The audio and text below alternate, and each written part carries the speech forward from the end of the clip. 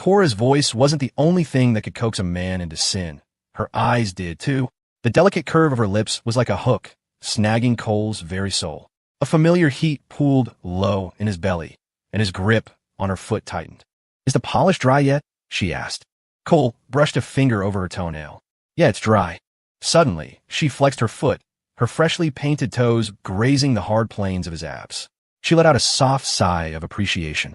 As a boyfriend, Cole Miller was far beyond satisfactory. He was strong when he needed to be, gentle when she wanted him to be, rough when she begged for it, and, well, he was always impressively rough in all the right ways. Her toes were nimble, slipping under the hem of his t-shirt. Just as they were about to brush against the one place that would make him lose all control, he seized her ankle. His lips were a thin, hard line, his gaze dark and deep with a predatory edge she rarely saw. They didn't need words. A single look was enough to know exactly what the other wanted. Cole gently lifted her leg, resting it on his shoulder as he leaned in. Cora was dedicated to her fitness, with a routine heavy on Pilates and yoga, so even the most challenging positions were second nature to her. She flinched slightly, her palm resting against his chest. "Your leg. Are you sure it's okay?" He bit her calf, the nip just sharp enough to send a shiver through her. A man never says he's not okay. To accommodate his old injury, Cora usually took the lead. But not this time. To prove he was more than fine, Cole used every ounce of his strength, every trick he knew. Cora felt like a fish stranded on the shore, gasping and struggling to get back to the ocean. Just when she'd managed to draw a breath, another wave would crash over her, slamming her back onto the sand. Over and over, back and forth, she was tossed and turned in the tempest. When she was completely spent, he finally eased away. The little house in Havenwood wasn't like her place in Denver. The bathroom was simple, no bathtub. Seeing her too exhausted to move, Cole filled a basin with warm water, gently washing her and massaging her sore muscles. Cora lay draped against him, murmuring drowsily, "Honey, let's go get our marriage license when we get back to Denver. License first, wedding later. Don't worry about my parents. They've already given their blessing. My dad even called yesterday, rushing me to get married. He wants a grandchild." In the past, Cole might have hesitated, thinking their relationship was too new for such a commitment. He would have called it irresponsible. But now, all he wanted was to see their names together on a legal document. He wanted to marry her, to build a stable life, to see her in a wedding dress. He wanted to know that in a world of a million city lights, one of them was shining just for him. If things went smoothly, they'd get married. If they didn't, they'd get married a little later. Either way, he had found the one. He wasn't letting her go. He was sure of it, mostly because she made him feel so sure. Cole leaned down and kissed her forehead, his voice trembling despite his efforts to control it. "Okay," he whispered. "Let's get married." The flower shop was essentially finished. Cole went to inspect the final results the next day. A small crowd of locals had gathered to look, drawn by the chic, modern design that stood in stark contrast to the rustic town. When he'd first bought the space, it hadn't seemed that big, but now that it was cleared out, he realized how spacious it was. He kept the old message board. Cole carefully glued the old sticky notes back onto it, placing the one Cora had written right at the top. "Aren't you going to leave one?" Cora asked. This time, Cole didn't refuse. He took a pen and wrote, "Found Cora. Found forever." He stuck the note just below her pink one, the two of them pressed tightly together. Ever since his leg had fully healed, Cole had been a whirlwind of activity back in his hometown, filming videos for his channel, overseeing the road construction project, and directing the workers at the shop. The woman who used to own the general store stared at the renovated space, a mix of emotions on her face. She'd run her business here for decades, after all. Watching Cole move from one task to the next, she remarked, "Young people have so much energy. He hasn't stopped for a break all day." Cora, who was standing nearby, heard her. She watched Cole's silhouette, thinking to herself, he definitely has energy. This level of work was nothing for him. With the shop finished, Cole and Cora headed back to Denver. The moment they arrived, Cora produced her ID and birth certificate from her purse, ready to go to the courthouse. Cole's eyes widened in surprise. Right now, Cora couldn't wait another second, terrified the moment would slip away. She grabbed his arms, giving him a little shake. "I told you the other night, didn't I? As soon as we got back to Denver. Don't tell me you're backing out now." "Of course not. It's just, for something this important, I thought we should prepare. At least tell our parents, maybe pick a good date. Every day with you is a good day. We don't need to pick one. And I've already told my parents. They don't care when we get the license, only when we have the wedding." In her parents' eyes, Their marriage was a foregone conclusion. After a bit more cajoling from Cora, Cole found himself in the car, clutching their documents. It was just a normal weekday, so the city clerk's office was nearly empty. They walked right in without a line.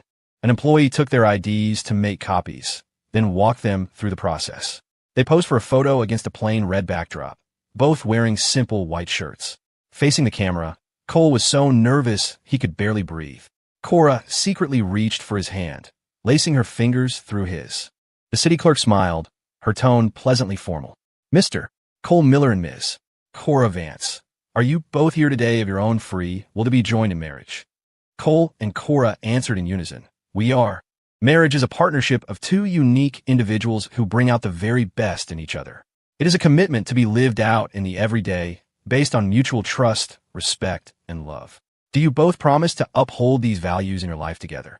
Cole instinctively looked at Cora, and they answered together, we do. Then by the authority vested in me, I am privileged to pronounce that your marriage is legally established as of this moment. I wish you both a lifetime of happiness together. The clerk handed them each a copy of the freshly printed marriage certificate. Congratulations, you are now legally married. The certificate was light as a feather, but it felt immensely heavy in his hands. Cole felt like he was in a dream. It had all happened so fast. He opened the certificate, staring at the official seal and their photo. The clerk's voice drifted over. You two make such a handsome couple. Cole stood there in the lobby, staring at the certificate without blinking, until Cora's voice broke through his haze. Honey, what are you looking at? Our marriage certificate. Is it nice? She asked. Cole felt like a little kid who'd just been given the one toy he'd wanted his entire life. Simple, pure joy. It's perfect. He turned his head and saw Cora smiling at him. He knew that for the rest of his life, for all eternity, he would never forget this feeling, and he would never forget the smile on her face. Cora was smiling, but her eyes were shimmering with unshed tears. The emotion of the moment had finally caught up to her. Cole gently wiped a tear from the corner of her eye with his thumb. Why are you crying? He chuckled softly. Couldn't help it. Her eyes, fixed on his, seemed to hold entire galaxies. I've been waiting for this day for so long.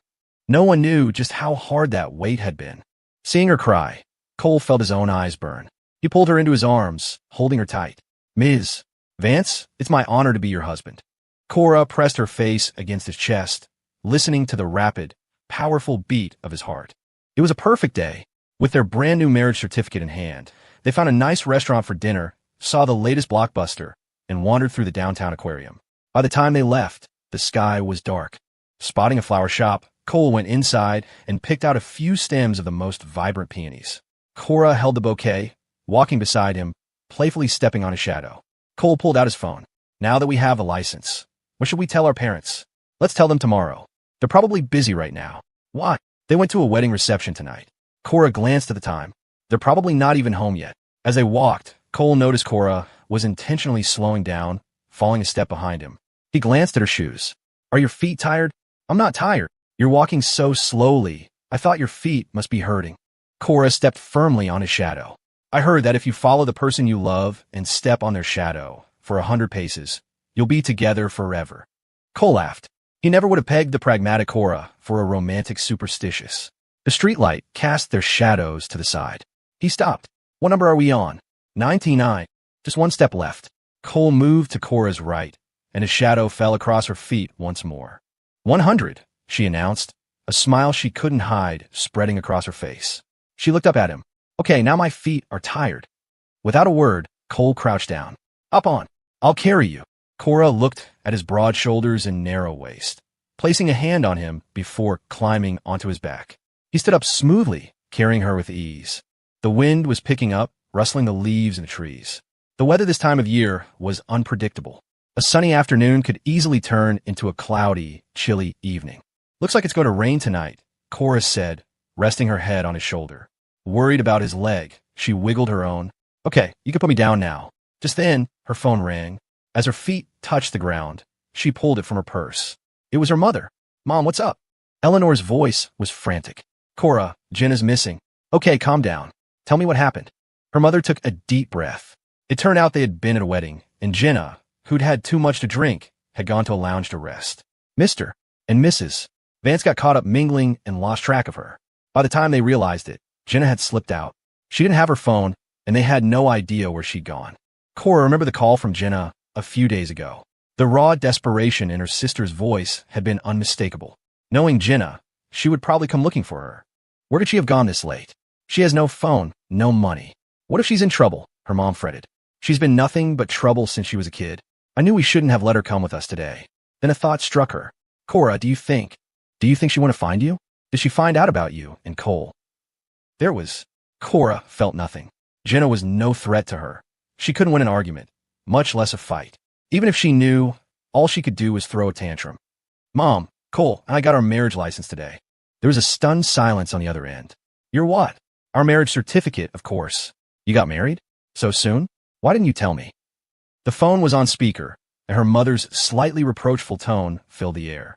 Cole tensed, his grip on Cora's hand tightening. Cora gently stroked the back of his hand to soothe him. Telling you now isn't too late, she said into the phone. Besides, I'm going to be with Cole for the rest of my life. Getting the license now or later doesn't change anything. Might as well get it done so we can get started on those grandchildren you want. Eleanor wasn't really angry. She was just surprised. It's your life, as long as you've thought it through. Since you have the license, when is the wedding? Cole and I need to discuss it. Well, bring him home tomorrow. The mention of the wedding seemed to distract her from Jenna. About Jenna, I'll call you if I see her. Okay. Just the mention of her younger daughter gave Eleanor a headache. It's getting late. You and Cole get some rest. After she hung up, Cora looked up at Cole. My mom wants us to come over for dinner tomorrow to talk about the wedding. I heard. The rain started abruptly.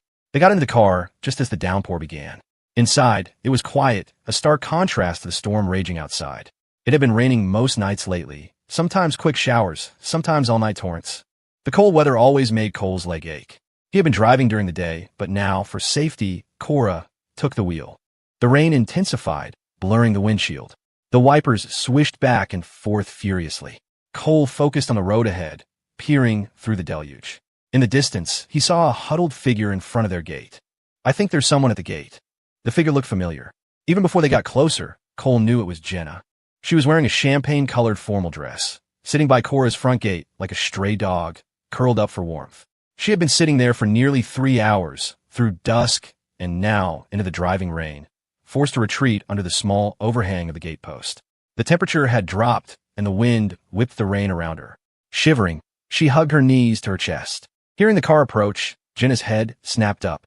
As it drew nearer, the passenger door opened and Cole got out. Any comfort she might have felt vanished the moment she saw him. The wind drove the rain into her, the cold seeping into her bones. She staggered to her feet, her legs numb, and watched his figure become clearer. But he didn't walk toward her. Instead, he opened an umbrella and went to the driver's side to help Cora out. Under the umbrella, they were a perfect, impenetrable unit. Cole, what are you doing here? The answer was obvious, but Jenna clung to denial, grasping for any other explanation. He's Cora's assistant. It's normal for him to drop her off. She deliberately ignored their linked hands, waiting for an answer that would let her keep her illusion. Cora leaned her head on Cole's shoulder. He lives here, she said, her voice light and airy. How can you live together? Cora gave her a smirk that wasn't quite a smile. It's pretty normal for a newly married couple to live together, isn't it? Not only do my husband and I live in the same house, we also sleep in the same bed, under the same blanket, and take the same showers. Her tone was calm, but the pride was unmistakable. Every word was a needle piercing Jenna's ears. Jenna's eyes widened, her breath catching in her throat. Her chest heaved as a storm of emotion brewed inside her. A flash of lightning illuminated her contorted face. She must have misheard. Newly married couple? It had been less than 5 months since she and Cole had broken up. How could they possibly be married? A second later, Cora delivered the final blow. She pulled something from her purse. See this? A marriage certificate. We just got it today, complete with our picture and an official seal. Jenna's face went white. Then, as if possessed, she lunged at Cora. Cole pulled Cora aside, and Jenna stumbled, falling hard onto the wet pavement. Days of frustration and resentment erupted into pure hatred. How could you get married? She shrieked. Who gave you permission to be with Cora? I did, Cole said calmly. Your sister did. Your parents did. Jenna's voice was a raw, broken thing. What about me? What about you? Those 3 words were the final straw that broke her. Cole's expression was completely unruffled as he answered Jenna, as if he were merely commenting on the weather. A roaring filled Jenna's ears. She couldn't tell if it was thunder or the sound of her own world collapsing. She sat slumped on the ground, looking from Cora to Cole, an invisible hand squeezing the air from her lungs. In her mind, Jenna was the perfect daughter from a wealthy family. She was beautiful, successful. Leaving Cole was supposed to be his loss, not hers. With her looks and background, she could have any man she wanted. Men more handsome than Cole were a dime a dozen. Men with better educations were everywhere. Men from better families were all around her. She had options. Leaving him was supposed to mean nothing. But was that really true? After the breakup, she couldn't stop thinking about him. It got so bad that he started appearing in her dreams.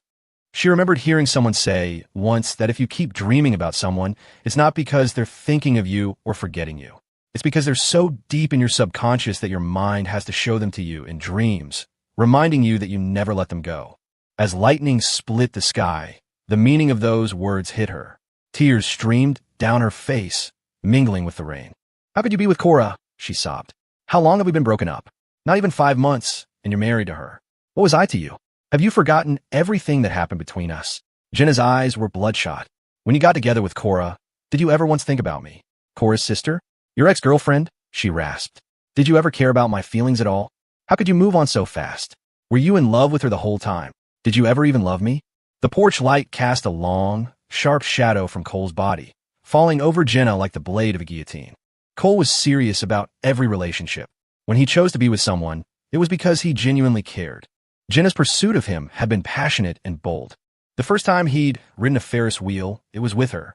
The first flowers he'd ever received were from her.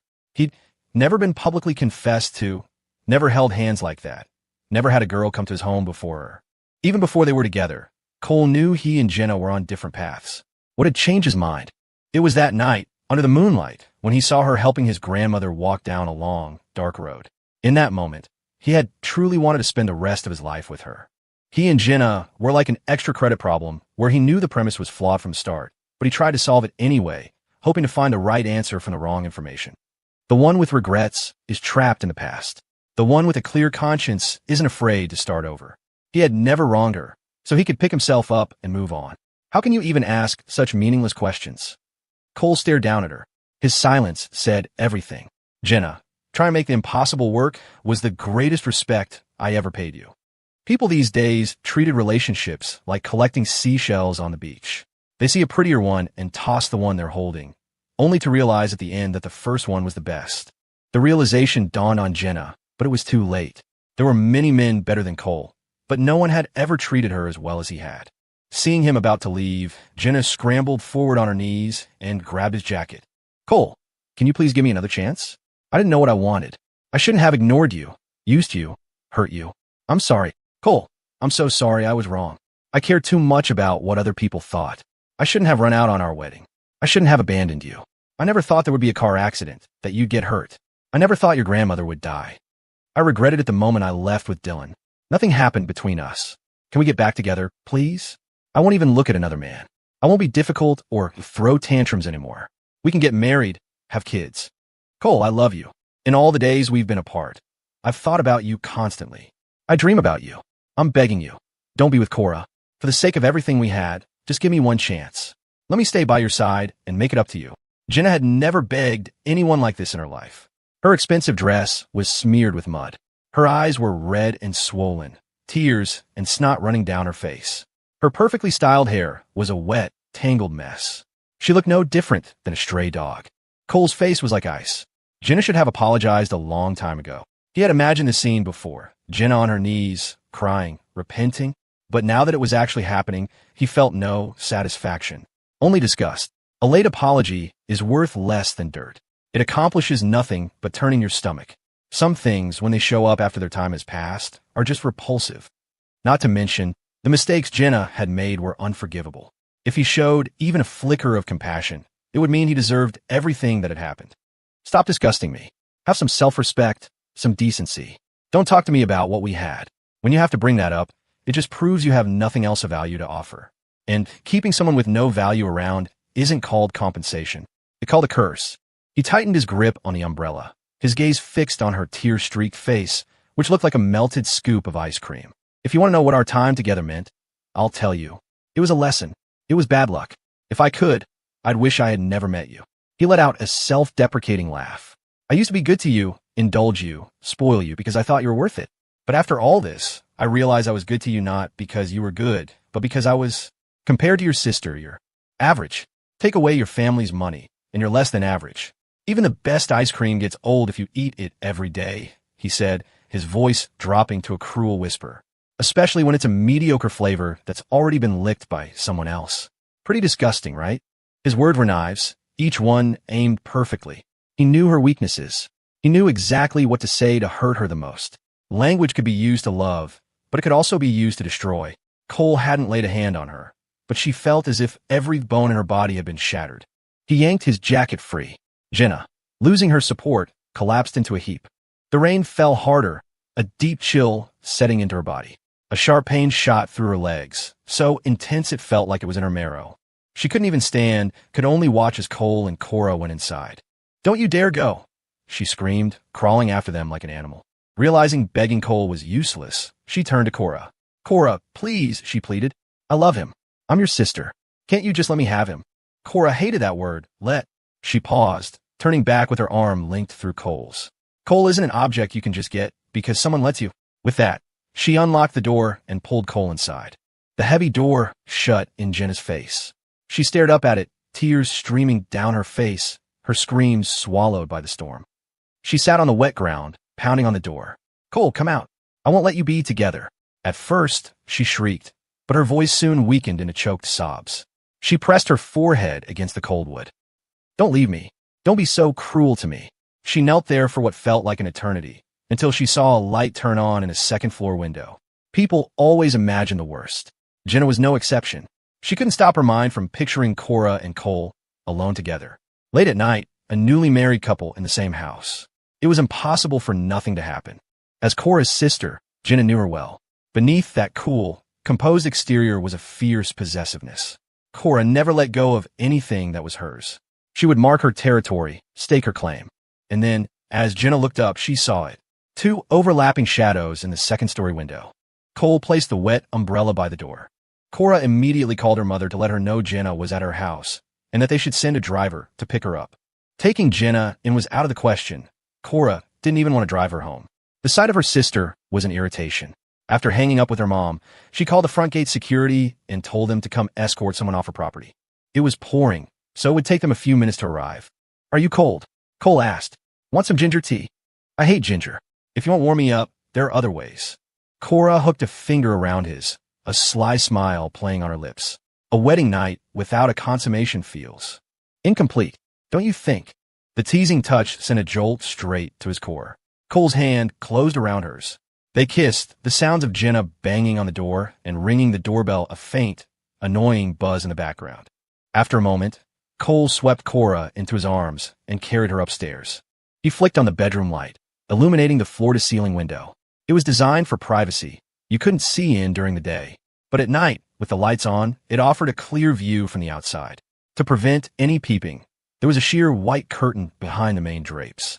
Cole glanced at the window, making sure the sheer curtain was drawn before he started to unbutton her dress. Cora's eyes fluttered shut, a soft sigh escaping her lips. She looked like a greedy, contented cat as she wrapped her arms around his neck. A blush crept up her cheeks, and a fiery heat spread through her body. Her palms grew slick with sweat, and she couldn't tell if it was hers or his. Cole was strong, powerful. He was, without a doubt, the man she had chosen. If not for the old injury in his right leg, he would be even more formidable. Cora was exhilarated, her voice louder than usual as she panted against his shoulder. "I'm going to go check on Jenna." Cole frowned. "Now, just to see if security got her. She's my sister, after all. Can't just let her die on my doorstep." Cole watched her lips move, a torrent of words tumbling out, and all he wanted to do was kiss them, taste them. He had always been pliant to her wishes, but hearing her mention Jenna now, he pulled the fallen strap of her dress back onto her shoulder. "You don't have to get dressed.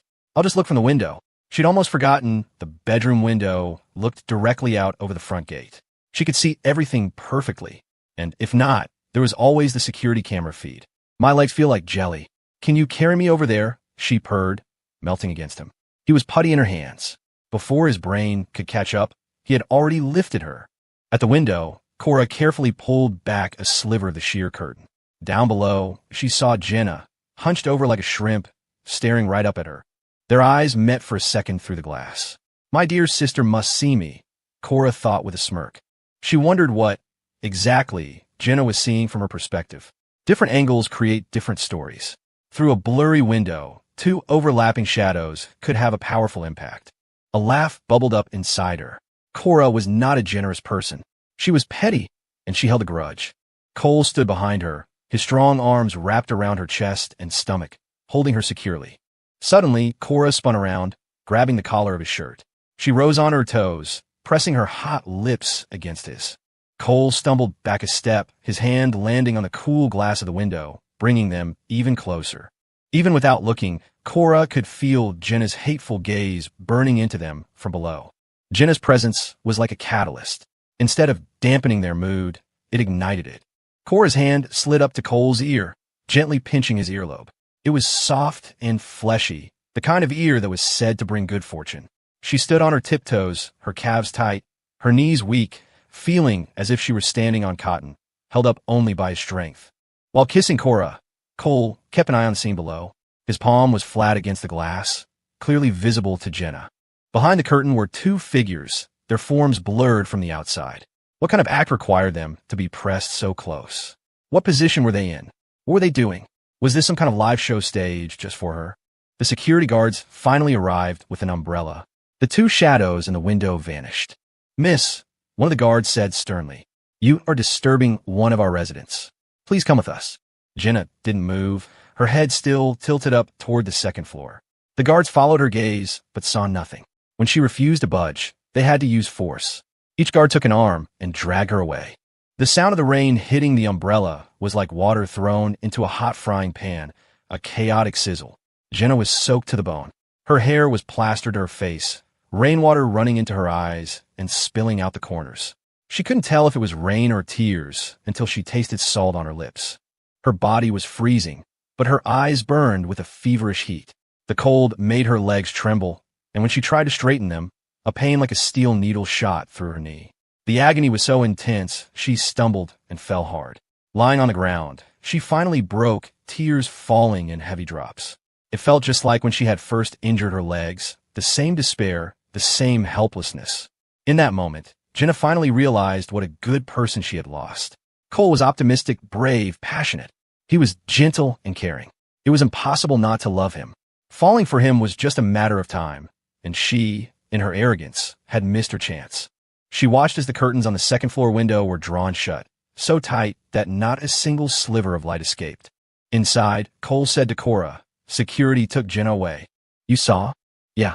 Cora asked, "Did she see you?" Cole shook his head. "I don't know." For a second, Jenna had looked right at him, but it was too dark to see her expression. "Probably not," Cole mused. "The curtain was in the way. The curtain just makes it blurry. It doesn't mean she couldn't see our silhouettes," Cora said, hooking her arms around his neck. "But even if she did, it doesn't matter. I wanted her to see. I was marking my territory. Let her know. You're mine." Their gazes locked, thick with unspoken promises. Cora's eyes drifted down to the sharp line of his Adam's apple, his slick lips, his eyes dark with desire. She gently scraped a nail across his earlobe. "Your earlobes are so nice to touch. So soft. They say ears like this are a sign of good fortune. Cole, can I have a little taste of your good fortune?" Ever since they got the marriage license, it was like a new world had opened up for Cole. He became bolder, more assertive. Where Cora had once been the one in control, now she found the tables completely turned. By the sixth round, Cora was beginning to question everything she thought she knew. Wasn't there a saying that after 25, a man's libido drops off a cliff? Why was he acting like a ravenous wolf, a perpetual motion machine? She had tasted his good fortune, and he had tended to her every need. They were insatiable. The floor-to-ceiling window, the sofa, the bathroom counter, the bathtub, they had made use of every possible surface, and some impossible ones too. He was on his seventh condom of the night, reaching for an eighth. The box was almost empty. Cora finally grabbed his hand. She felt like a shipwreck survivor clinging to a life raft, caught between drowning and breathing. She fought to control her racing heart. "Cole, that's enough." His voice was a low rasp. "Call me husband." Obediently, she whispered, "Husband. Am I good, baby?" "You're good. So good. Too good. Any more good, and the sun would be up." "If I'm good, then let's go again," he said, as if it were the most logical thing in the world. "It's our wedding night. It should last all night." Cora's eyes flew open, a rare flicker of panic in them. Cole retrieved a bottle of Gatorade he'd prepared earlier and held it to her lips, making sure she wouldn't pass out from low blood sugar.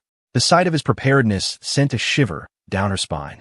The next second, he wrapped an arm around her waist, and their positions were reversed, Cora now pinned beneath him, forced to submit. The next day, there was no way they were visiting her parents. Cora slept until noon. She was woken by a call from her mother. "Cora, when are you coming home today?" Cora's voice was a raw croak. "Not today." Hearing her hoarse voice, Eleanor assumed she was sick. "Your throat sounds awful. Did you catch a cold?" "Yeah," Cora mumbled. "Got caught in the rain yesterday. As soon as I'm better, I'll bring Cole over to talk about the wedding. You guys deal with Jenna for now. Okay, you get some rest. Don't worry about things here. I won't let Jenna bother you." Cora grunted in agreement and hung up. The bedroom door was ajar, and she could hear faint noises from downstairs. She rolled out of bed. Thank God for her regular workouts, or she wouldn't have been able to move. Cole had finally let her sleep as dawn was breaking, but not before cleaning her up. So at least she felt refreshed. She took a couple of steps, and her calf cramped. She paused to massage her aching thigh and rotate her ankle. Maybe it was the Gatorade Cole had given her, but she felt surprisingly energetic. She opened the door and smelled food cooking. Her stomach growled in response. Cora held the railing as she slowly made her way downstairs. She saw Cole in the kitchen, wearing an apron, expertly flipping something in a wok. The muscles in his arm were well-defined, veins popping as he moved. The blue flame of the gas stove cast an orange glow on his face. Waking up to a home-cooked meal, her favorite dishes no less. Who wouldn't love this life? "What are you making?" "Crawfish, clams, and I steamed some cinnamon rolls." Cora peeked into the oven. The cinnamon rolls had puffed up perfectly, golden brown and glistening. They looked delicious. "It's smoky in here. You should wait outside. If you're hungry, you can have some clams or a roll. The crawfish will be a few more minutes." The range hood was on full blast, so it wasn't that smoky. Cora didn't leave. Instead, she came up behind Cole and wrapped her arms around his waist, complaining softly, "This is all your fault. I'm still tired, my back hurts, my legs are sore. I almost fell when I got out of bed. And my chest, I think it's chafed. How can you be so?" The rest of the words, forceful, insatiable, got stuck in her throat. For a man in his prime, those words were pure fuel. Cole's Adam's apple bobbed. He was pretending to watch the crawfish, but his eyes were fixed on her hands resting on his stomach. He didn't say anything, but his abs tensed under her touch.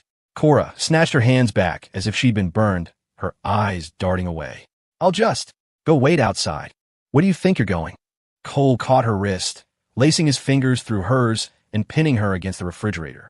"I heard saliva is a natural disinfectant. Want me to apply some for you?" "Don't even start with that. If your kisses were disinfectant, I wouldn't be in this much pain," she retorted, shooting him a playful glare. The old Cole had been reserved, almost ascetic. The new Cole was a predatory wolf. Every time they were intimate, it was a marathon. She realized it had been ages since she'd been to the gym. She'd been eating and sleeping so much, she thought she'd gain weight, but when she stepped on the scale, she'd lost a few pounds. It was terrifying to think how many calories last night had burned. She'd once seen a meme, "Never believe a word a man says in bed." It was true. He'd promised it was the last time, but then it was one more time and one more after that. Endlessly. Cole Miller. His name suited him. He really was wild. Hearing that she was in pain, a flash of guilt crossed his face. He held her gently. "I bought some heavy-duty bandages. I'll put some medicine on for you later, and I give great massages. After we eat, I'll give you a massage." "Just a massage?" she asked suspiciously. Cole paused. "Yes, just a massage." Cora pinched the flesh at his waist. "Yeah, right." Being with Cora gave Cole a sense of happiness he'd never known. Before, he was like a dandelion seed, drifting aimlessly. With her, he had found a place to land, to put down roots, to build a home. She had made him forgive all the hardships he had endured. He was starting to enjoy life, to look forward to the future. He was no longer afraid of the long years ahead. Cora was his beautiful accident, an unexpected love. He never thought he'd fall for her, but he had. He never thought they'd be together, but now all he wanted was to grow old with her. "Weren't we supposed to go to my parents' house today?" "Nope." Why not?" "My mom called earlier. She heard my voice and thought I had a cold, so she told me to rest." Besides, Cora pointed to the love bites on her neck and glared at him. "Look at me. How am I supposed to go anywhere like this? I can barely walk straight. If my parents saw me, it would be so embarrassing." Cole apologized sincerely. "I'm sorry, honey. I was wrong." Cora huffed. "You think a simple sorry is enough?" A corner of his mouth lifted. Then what do you propose? Should I kneel on a washboard? She would never make him do that with his old injury. Cora tapped her chin. I've already thought of your punishment. You have to eat this entire bowl of cilantro. And you're not allowed to touch me for a week. Cole hated cilantro. He could tolerate it as a garnish, but eating a whole bowl of it raw was a challenge. Still, compared to not being able to touch Cora, it was the lesser of two evils. A week is too long. How about 3 days? 2 weeks. Why was the time increasing? 4 days, he bargained. I promise I'll be gentle. I'll stop when you tell me to. Cora gently pushed him away. Keep talking, and it'll be a month. Cole sighed in defeat. Fine, 1 week. But he knew Cora. He had a feeling she'd be the one to break first. She loved being with him just as much as he loved being with her. But even the best things required a little moderation. At the dinner table, Cora sat across from Cole, holding up a forkful of cilantro. Here you go. Open up. Cole stared at the menacing green leaves and forced his mouth open. The distinct, pungent aroma filled his senses. It wasn't that he couldn't eat cilantro. It was fine in sauces or cooked in hot pot. But eating a large mouthful of it raw was an assault. The taste shot straight to his brain. Cora watched his face turn a shade of green and giggled. Feeling more virtuous now, he nodded grimly. Yes. See? That libido killer stuff really works. Libido killer? I saw it on TikTok, Cora explained. They said cilantro is slang for libido killer, that it makes a man weak. Don't believe everything you see online. A man's performance has nothing to do with cilantro. If you don't believe me, we can test that theory after I finish this bowl. Cole's eyes flickered to the red marks on her neck. Test what? Don't forget your promise. With his bull-like stamina, an hour was just a warm-up. The thought alone made her ache. Cora shot him a warning look and pushed the bowl in front of him. Eat it all. I'm watching. Like a cow grazing, Cole stuffed his mouth with cilantro, pausing every few bites, his brow furrowed. By the time he finished the bowl, he was half full, and every burp tasted of cilantro. After dinner, Cole did the dishes. When he came out, he found Cora curled up on the sofa, reading. The afternoon light streamed through the window, bathing her in a golden glow. He went over and started massaging her lower back. Cora, who had been absorbed in her book, gradually relaxed under his touch. His pressure was perfect, drawing a soft sigh from her. If you're tired, you should take a nap, he murmured. Okay, she said lazily. Cole lit some aromatherapy candles, and with the gentle massage, Cora slept for 3 hours. Perhaps because she'd slept so long in the afternoon, she found herself wide awake that night. Cole held her from behind, kissing her cheek. Since you can't sleep, he whispered, why don't we do something fun? Cora's heart skipped a beat. She feigned composure. Don't forget what you promised me. I haven't, he said, his voice dropping lower. I only promised I wouldn't. Finish. I didn't say anything about other things.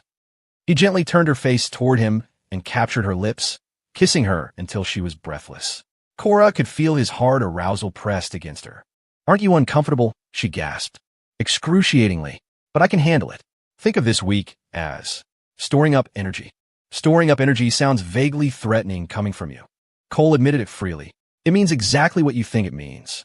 Cora covered her blushing face with her hands. For the sake of her recovery, Cole kept his promise, stopping just short of going all the way. Around 11, he kissed her tired eyelids. Okay, go to sleep now. After all that activity, exhaustion finally washed over her. Cora yawned and snuggled into a comfortable position in his arms. Cole, however, couldn't sleep. He waited for his body to cool down. In the dim moonlight, he could just make out the contours of her face. He propped his head on his hand, tracing her features with his eyes. Having the woman he loved sleeping beside him, just watching her, filled him with a profound sense of contentment. He smiled to himself, his arm tightening around her waist. She was sleeping so soundly, she didn't even stir. She must have been dreaming. A soft snuffling sound came from her nose, and she mumbled, "Husband, Cole." Cole leaned closer, listening to her sleepy muttering. Don't put the hot water bottle on the bed. You'll burn me. Hot water bottle? It took Cole a moment to understand. He loosened his hold, and Cora hummed, turning over onto her back, creating a space between them. He cautiously moved closer, but in her sleep, she shifted away again. Cole stopped trying to hold her and simply took her hand. This time, she didn't pull away. As for the hot water bottle, he would just have to wait for it to cool down on its own. At the Vance household, Mr. and Mrs. Vance decided to schedule a family get-together for Thanksgiving, which was just over a month away. As the holidays approached, work piled up for both Cora and Cole. They spent their days working from home, eating together, showering together, sleeping together. Their lives were perfectly in sync. They didn't ask about Jenna, but news about her always found its way to them. After that night, she had been admitted to the hospital and still hadn't been discharged. The rain had soaked not just her body, but her spirit. The combination of psychological and physical trauma had resulted in a dangerously high fever that wouldn't break. In her feverish dreams, all she saw were images of Cole and Cora together. She had thought breaking up with Cole would be easy, freeing. She never imagined it would hurt this much, like having a rib torn from her chest. Jenna woke up with a burning sense of injustice. Her first thought wasn't self-reflection, but how to win Cole back. Seeing her mother's weary face at her bedside, she immediately started her attack. Mom, Cora is with Cole. How could she be with Cole? He was my boyfriend, her brother-in-law. How could she marry him? Isn't she afraid of what people will say? Isn't she afraid of ruining the family's reputation? Eleanor stood motionless, her expression unreadable. Jenna grabbed her mother's hand, her grip desperate. Mom, make them break up. Please. They can't be together. And why can't they? Eleanor's voice was flat. You and Cole broke up. He's your ex-boyfriend. Technically, he's not your brother-in-law. Of course he is. He was with me. For the rest of his life, he can only ever be Cora's brother-in-law. I won't allow them to be together. Jenna's face was twisted with fury. Mom, I love Cole. I can't live without him. I regret it. I shouldn't have run away. I shouldn't have done those things to him. I'll change, I promise. Please, just make Cora give it back to me. Help me convince him to give me another chance. Jenna was reverting to her childhood tactics. Anything Cora had, she wanted. A dress, a doll, a book, a pen. All she had to do was cry and scream, and her exhausted parents would make Cora give in. Jenna's nails dug into her mother's arm. Cora always listens to you. If you just tell her to, she'll divorce Cole. Mom, please, I can't live without him. Make Cora give him to me. I don't want anything else. Eleanor looked at the tear tracks on her daughter's face, her voice devoid of warmth. What makes you think Cora will just hand Cole over because we ask her to? It's always been that way. From jewelry worth millions to a pen that costs a few bucks. As long as I wanted it, you'd make Cora give it to me. Seeing Jenna's entitled attitude, Eleanor felt a sharp pain in her heart. This was a monster of her own making. When the girls were young, she and her husband were so focused on their careers that they'd neglected their children's upbringing. Whenever Jenna threw a tantrum over something Cora had, they would tell Cora to just let her have it, to keep the peace. They'd always buy Cora something else later to make up for it. Your sister let you have those things because she didn't care about them, and we always compensated her afterward. But a person is different, Jenna. A person has feelings, a will of their own. You want Cora to give you Cole, but have you ever considered if Cole is willing to take you back? They're already married. Your behavior is no different from that of a homewrecker. From the day you were born, your father and I taught you to have shame, to be grateful. We didn't expect you to be a genius, only to be kind. And you can't even manage that. You ran out on your own wedding, causing the accident that crippled Cole and indirectly led to his grandmother's death. I honestly don't understand how you have the nerve to even face him. The only reason he'll even speak to you now is out of respect for your sister. Otherwise, you wouldn't even be able to get near him. What good is your regret now? Can his leg ever be the same? Can his grandmother be brought back to life? If Cole weren't so strong, he might have been destroyed by what you did. He could have died at his own grandmother's funeral. And as for the family's reputation, you already ruined that when you became a runaway bride. Eleanor had rarely spoken to her so harshly. Jenna stared at her, stunned, as fresh tears welled up. Eleanor wrenched her arm free, leaving long red scratches from Jenna's nails. Do you remember that story you learned as a child? Eleanor continued. The one about closing the barn door after the horse has bolted? You said the farmer was so stupid. What's the point in fixing the door when the horse is already gone? Look at yourself, Jenna. How are you any different? You didn't cherish him when you had him, and now you regret it after he's gone. Everything you're going through now is simply the price for your own choices. If you can listen, then listen. If not, I'm done talking. But I'm warning you, if you dare to interfere in your sister's marriage, I will send you abroad, so far away that I'll never have to see you again. I'll pretend I never had you as a daughter. Mom, how could you do this to me? I'm your daughter. Cora is my daughter, too. Eleanor gave her one last look and turned to leave, ignoring the hysterical screams behind her. Jenna cried until her voice gave out. For the first time, she felt a grief so intense it made her physically sick. She leaned over the side of the bed and vomited the acidic while burning her throat. Snot and tears streamed down her face, her vision blurring. The door clicked shut, and her world went silent. No matter how much she screamed, or threw things, or cursed, no one came. She tried to run out, but 2 bodyguards blocked her path. Back in her room, she tore through drawers and closets, searching for her phone, but it was gone. She was utterly powerless, a marionette with its strings cut. It's okay. Jenna wiped her tears, whispering to herself. They can lock me up for a while, but not forever. I still have a chance. As long as they haven't had the wedding, as long as it's not public, there's still a chance. So what if they're married? People get divorced all the time. As long as I don't give up, I have a chance. Jenna had fallen into a delusional state. If she had glanced in a mirror, she would have seen the ugly, twisted expression on her face. For the holidays, Cora brought Cole home. The marriage certificate was in her purse. The moment she saw her parents, she proudly presented it. Dad, Mom, look. This is my and my husband's marriage certificate. Don't I look pretty? Doesn't Cole look handsome? Don't we look like a perfect couple? The clerk at the courthouse even said so. Eleanor nodded, smiling. You do. A perfect match. Cora beamed, but her father's expression was less enthusiastic. Dad, what's wrong? Aren't you happy? Eleanor nudged him with her elbow. Robert Vance cleared his throat. It's fine. I just wish you told us beforehand. For something this important, you should have at least picked an auspicious date.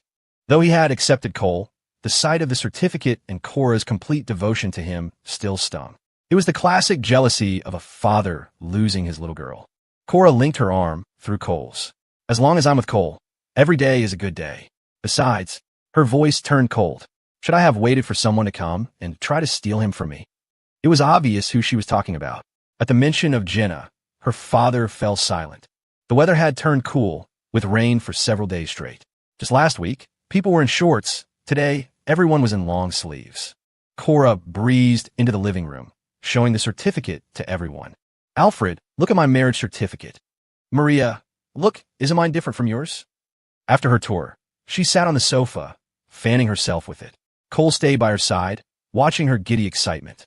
To be valued like this, to be the center of her world, was more romantic than any grand gesture. His heart swelled. A smile played on his lips, one he knew was filled with pure, unadulterated happiness. Even Mr. and Mrs. Vance couldn't help but smile at the scene. Then, their smiles wavered, their eyes glistening with tears. They hadn't seen this side of Cora in years. The Cora they knew was always rational, her emotions hidden, impossible to read. But now, she was like a little girl again, showing off a gold star from her teacher, proud and utterly transparent. Cora had smiled more today than she had in the entire past year. It was true what they said, you couldn't hide it when you were in love. Just looking at him made her grin like an idiot. She followed him with her eyes, a goofy, love-struck smile plastered on her face. Eleanor had never seen her daughter like this. Love was a terrifying thing. It made you lose control, become someone else entirely. Her father couldn't take it anymore. What are you grinning at? Cora propped her chin on her hand, admiring Cole's back as he helped in the kitchen. Just looking at how handsome my husband is.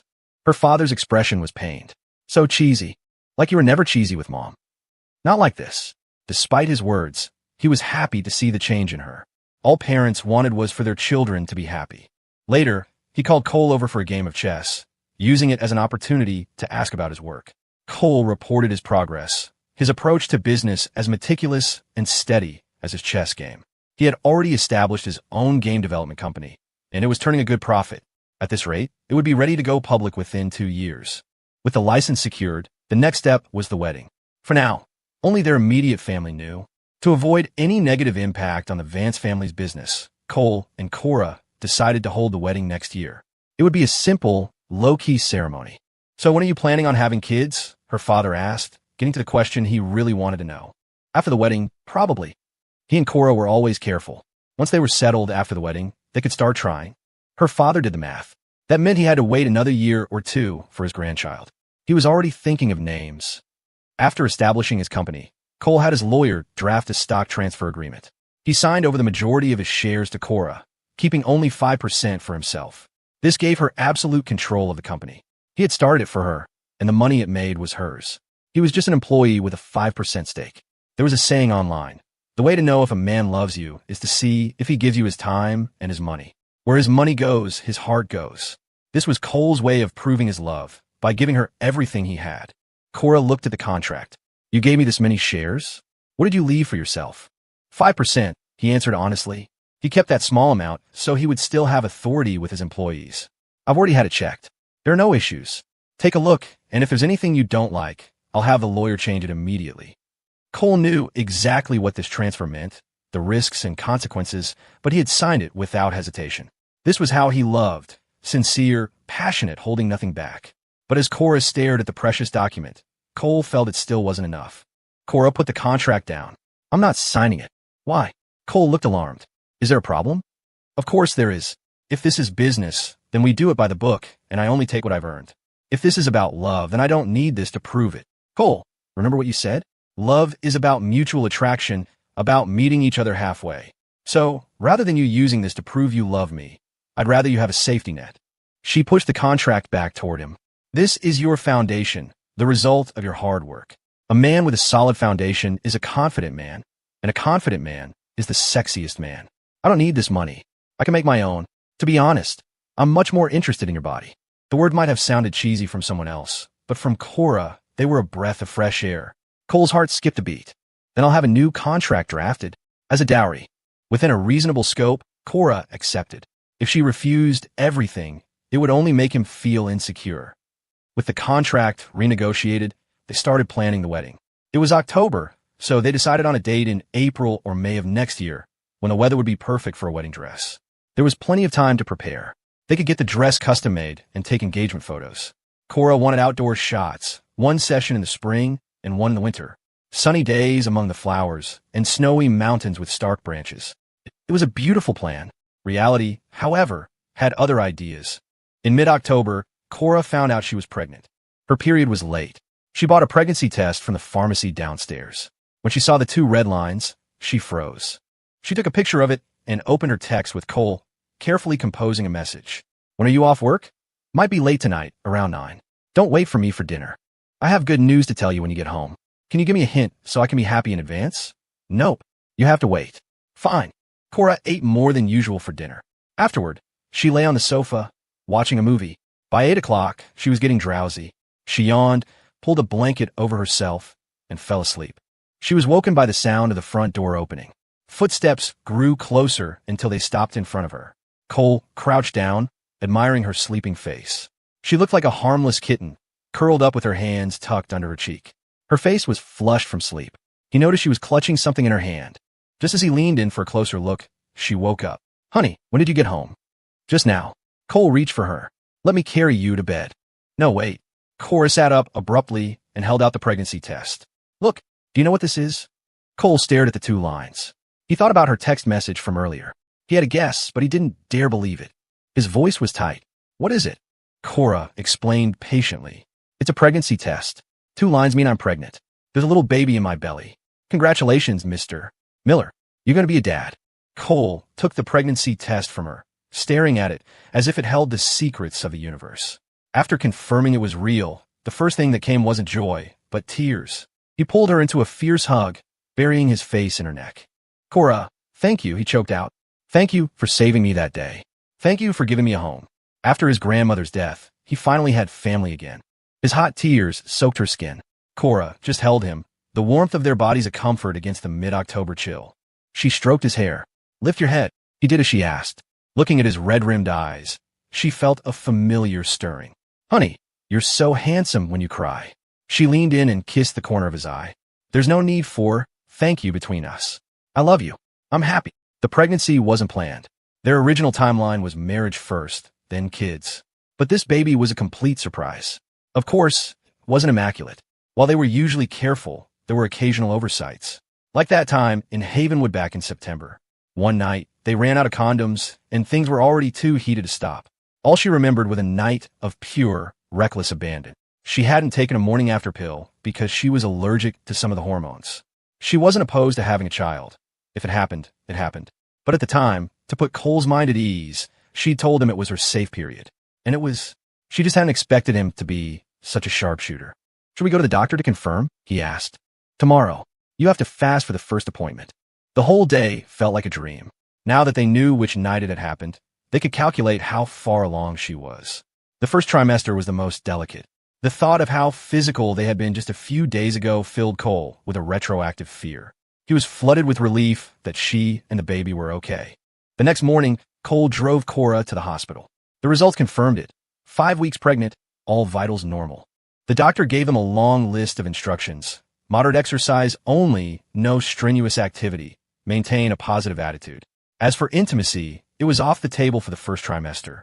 Cole sat there with a notebook and pen, scribbling furiously like a student cramming for the SATs. Looking at the tiny, indistinct shadow on the ultrasound, it was hard to imagine it would one day grow into a 7-pound baby inside her. The thought was terrifying. If he could, Cole would have gladly taken her place.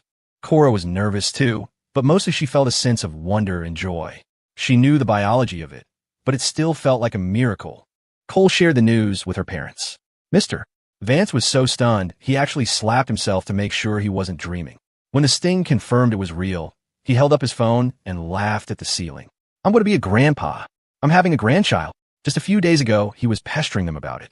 He had to go call his friend Henderson to gloat. Eleanor just shook her head and smiled. After that, Cole shadowed Cora everywhere. He wished he could be with her 24/7, terrified she might get bumped into or slip and fall. His anxiety was so high, he started having nightmares. He wasn't eating, wasn't sleeping.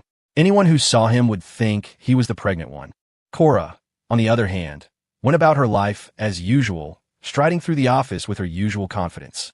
The only change was a stricter adherence to her schedule. No more late nights at the office. Her diet was now managed by a nutritionist. The doctor had said no intense exercise, so she took daily walks and did prenatal yoga. The hormonal changes made her even more attached to Cole. She craved his presence, his scent, his warmth, especially in bed.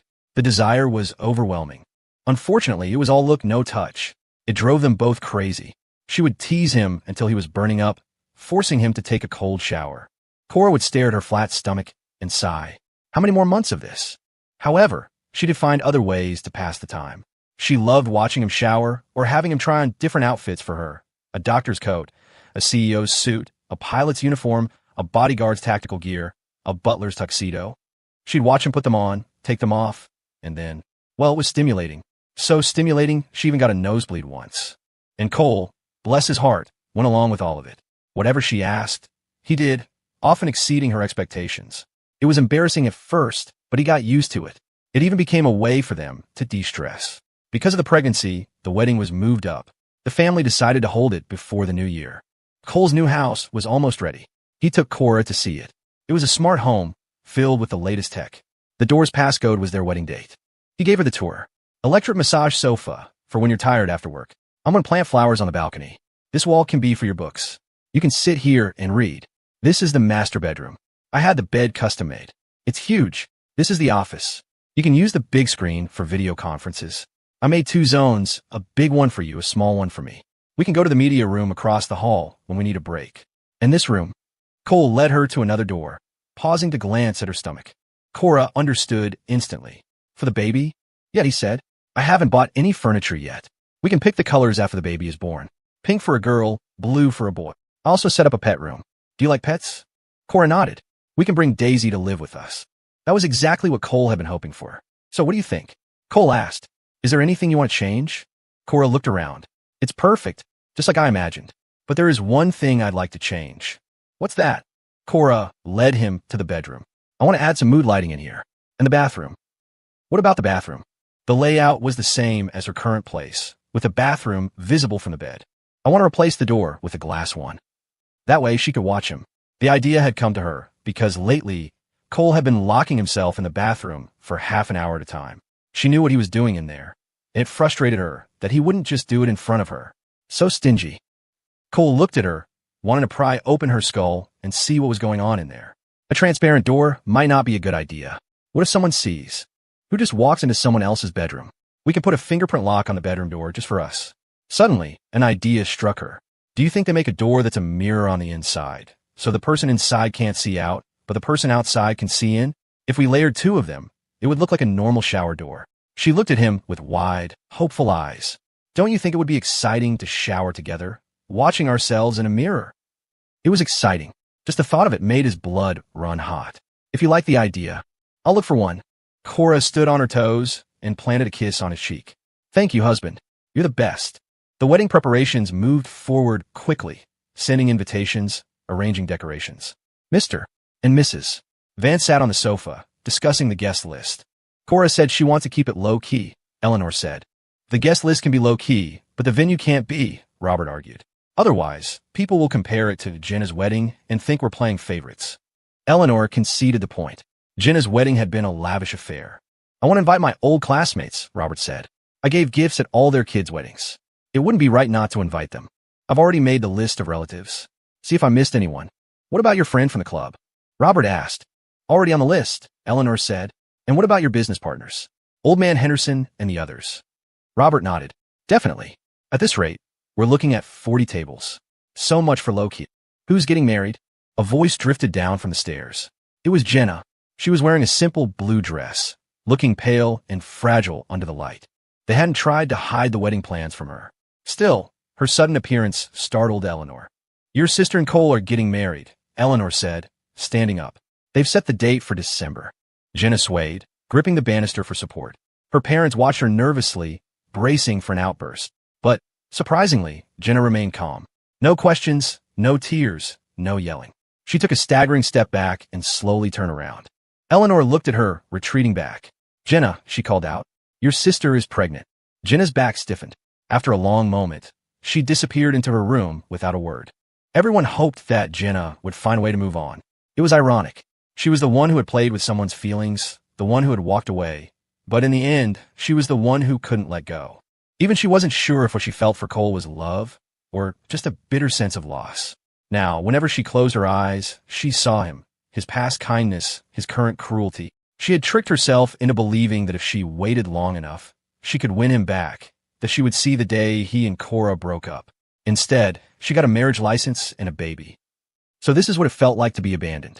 Jenna regretted her carelessness, regretted not treating him better. But there was no medicine for regret. She could only lie to herself, over and over, trying to accept it. Just let go. Pay the price for your actions. But a small voice in her heart whispered, are you really going to give up? Can you really let him go?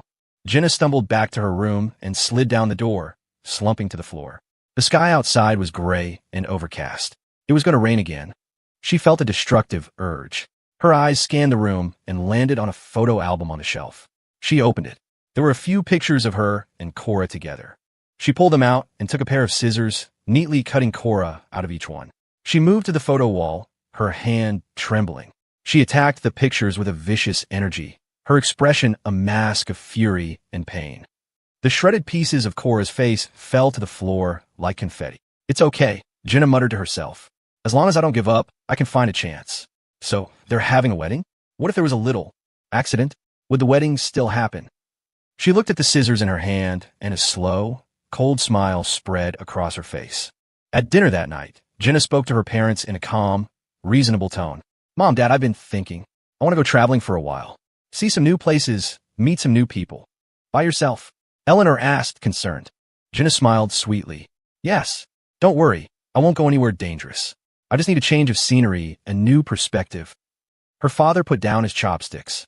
How long will you be gone? A month or so. I'll be back before the wedding. It had been a long time since she had spoken to them so peacefully. To reassure them, she added, Dad, Mom, I've thought it through. Cole and I are over. He's my brother-in-law now, part of our family. We all have to live together, and I don't want to make things awkward because of my feelings.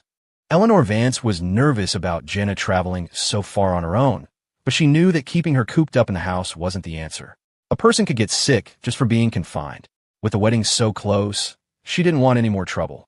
It was better to give Jenna what she wanted, let her go blow off some steam. Maybe a trip would do her good. Maybe she'd even meet a new boyfriend.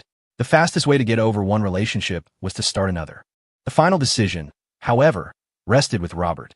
He thought for a moment, then nodded. Getting away for a bit might be a good idea. When are you thinking of leaving? Tomorrow afternoon. I'll pack tonight. You're not going to plan anything? Do some research. No need. The more you plan, the less you want to go. I was thinking Salt Lake City for the first stop. I have a friend there. Salt Lake City wasn't far from Denver, just over an hour by plane. Robert agreed. Call us when you land, just to let us know you're safe. I know, Jenna said, shoveling the last bite of rice in her mouth. I'm going up to pack now.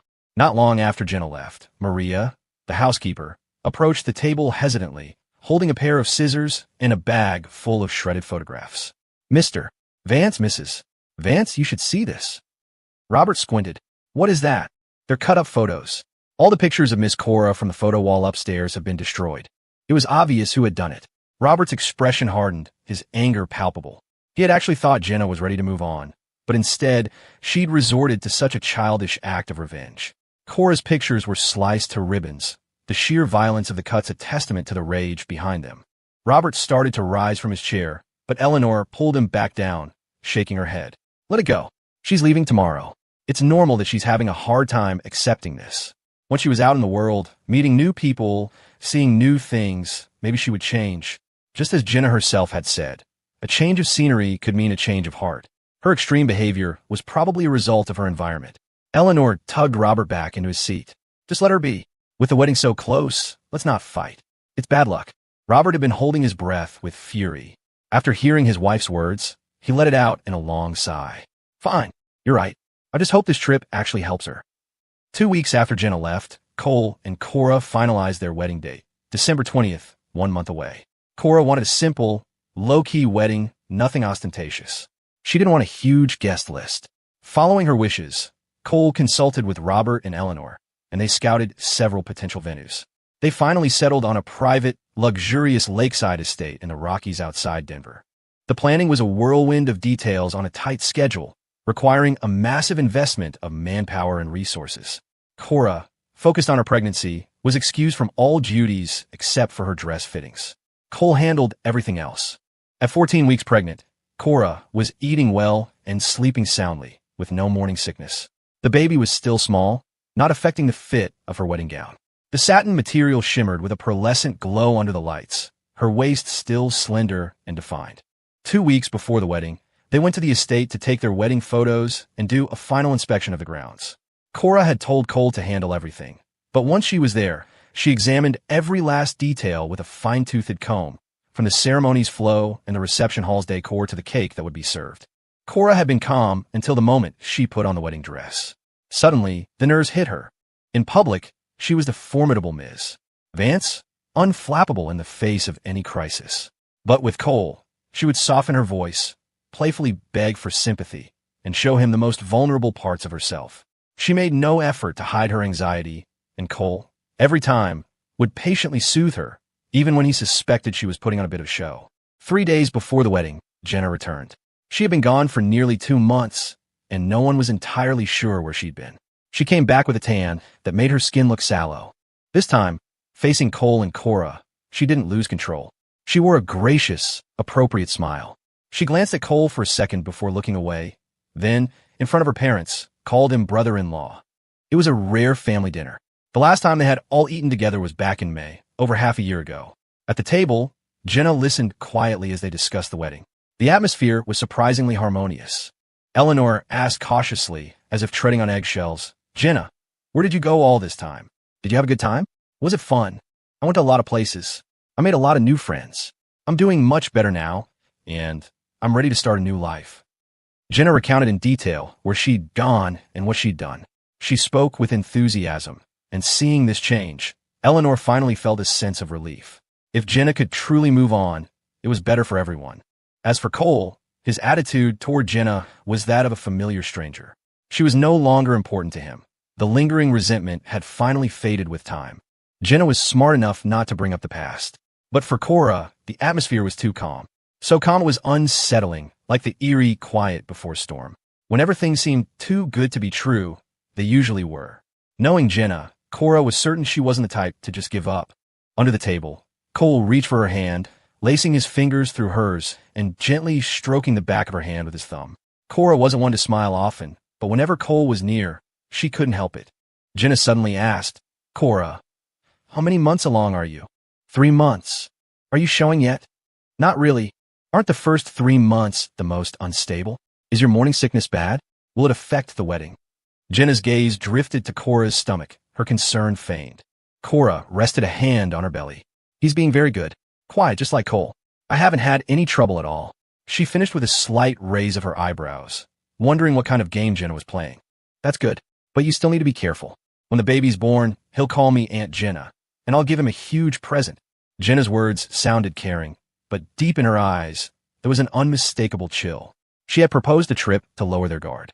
These past few months, she hadn't just been sightseeing. She had been monitoring every development of Cole and Cora's wedding. The moment she left, She had contacted several friends and asked them to do a few things for her. She had made up her mind. If she was going to do this, she would go all the way. She would make Cora's wedding end just like hers did. If she couldn't have something, she would destroy it, even if it meant Cole would hate her forever. The wedding day skipped some of the more elaborate traditions, allowing Cole and Cora to arrive at the estate ahead of time. December 20th was a perfect day for a wedding. The sun was bright, the mountain air crisp. Staff bustled about, confirming guest rooms, seating arrangements, and the day's schedule. Just over 100 people were in attendance, only the closest family and friends. From Cole's side, only a few old friends had come. He and Cora had agreed to hold this ceremony in Denver, and then later, they would go back to Havenwood for a reception with the town locals. They would also finally dig up the few cases of vintage wine his grandmother had buried for him. By 10 in the morning, most of the guests had arrived, and the atmosphere grew lively. Robert, in a sharp gray suit, stood with Eleanor, who wore an elegant silk gown, greeting guests and making small talk. Cora had her makeup finished by 8. Cole stood to her right, looking at her reflection in the mirror. She met his gaze. "Am I beautiful today?" she asked. "Beautiful," Cole said without hesitation. "You're truly beautiful today." His eyes seemed to hold a universe of stars, his dark pupils reflecting every flicker of her expression, every smile. He bent down, took her hand, and pressed a kiss to the back of it. The faint blush on Cora's cheeks instantly deepened. Using the support of his hand, Cora stood up. The custom-made wedding dress was everything she had wanted. The body was primarily satin, accented with pearls. The back was an intricate design of open-work lace, with a large bow tied at the waist. The A-line skirt trailed slightly behind her. For safety, Cora wore flat shoes. Cole took a pearl necklace from the stylist and fastened it around Cora's neck. "Congratulations on your wedding day, my beautiful Miss Vance. And congratulations to the handsome Mr. Miller for getting to marry such a beautiful bride. Marrying you is the luckiest thing that's ever happened to me," Cole said, standing behind her. His tall frame enveloped her, a comforting presence. From behind, it looked as if he was holding her completely in his arms. According to the schedule, Cole went out first. He stood at the altar, listening as the officiant welcomed everyone and warmed up the crowd. Amid a round of applause, the officiant announced, "And now, please welcome the bride." As soft, romantic music began to play, the large doors at the end of the aisle were slowly pushed open. A beam of light shone through, and Cora appeared, silhouetted against it. She walked on her father's arm, gliding toward Cole under the watchful eyes of their guests. She was wearing the dress of her dreams, her face covered by a pure white veil, walking on a path of starlight toward the man she loved most. The world seemed to fall silent. She couldn't hear a thing. Her mind went completely blank. Thump, thump, thump. Her heartbeat drowned out every other sound. All the way down the aisle, Robert was muttering, "Time flies. In the blink of an eye, you're all grown up, about to be a mother yourself. I wish your grandparents were here to see this. You know, I dreamed of your grandpa last night. He looked just the same, wearing his favorite old tweed jacket, standing there with your grandma. Both of them smiling, so happily. They must know you're getting married today. If you're ever unhappy or someone wrongs you, you tell your family. Don't keep it bottled up. And if Cole ever does anything to hurt you, I swear I'll break his legs." As he spoke, images of Cora as a little girl flashed through his mind. He hadn't been a very good father.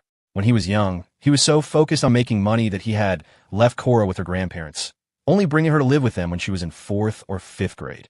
Cora had always been obedient and sensible, but he knew, deep down, that she didn't complain not because she had no complaints, but because she knew it was useless. In those years without her parents, she had learned to take care of herself. A torrent of memories flooded his mind. A lump formed in his throat, and his eyes began to burn. He almost couldn't hold back the tears. "Cora," he whispered, "is there anything you want to say to your dad?"